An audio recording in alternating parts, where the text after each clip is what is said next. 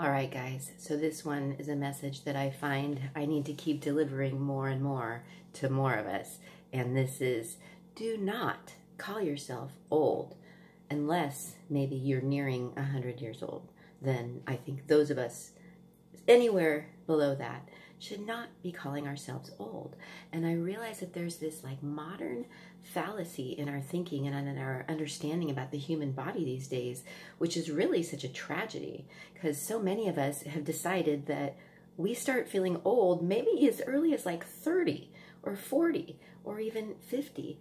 I meet way too many people, work with way too many clients who've decided that the reason that either they're hurting or they're starting to face limitation with what they can do with the body, for instance, is just because they're getting old. And when we start to look at how much this is going to influence how we approach these things when we come up to an issue with our body, if we've decided it's just because we're old, then we've really like given up all possibilities, haven't we? And the truth is, mid-age, for instance, when you're 40 years old, say 50 years old, really, if you look at that timeline of life, you're just halfway. And truly, we're more like at the prime of our lives. And the way that the human body is designed actually is to keep getting stronger, kind of like a tree. You know, we are built to keep getting stronger with age, not to just start deteriorating or degenerating just because we've hit a certain number. And sadly, a lot of us think that number is pretty young these days, right? So I love that I've seen how my use of the practices keeps me feeling young.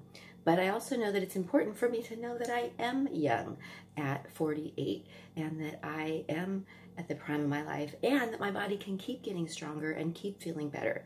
So one of the ways you can look at this, if you are having aches and pains, if you are having limitation, it's more about your alignment that needs to be fixed and ways you can do that with the practices. So one of my favorite ways to say it is, it's not your age, it's your alignment.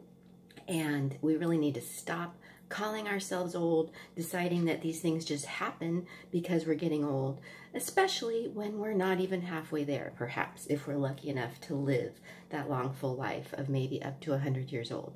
So wherever you're at in the spectrum, I'd encourage you to stop calling yourself old and to start knowing it's more about your alignment, and most things are fixable.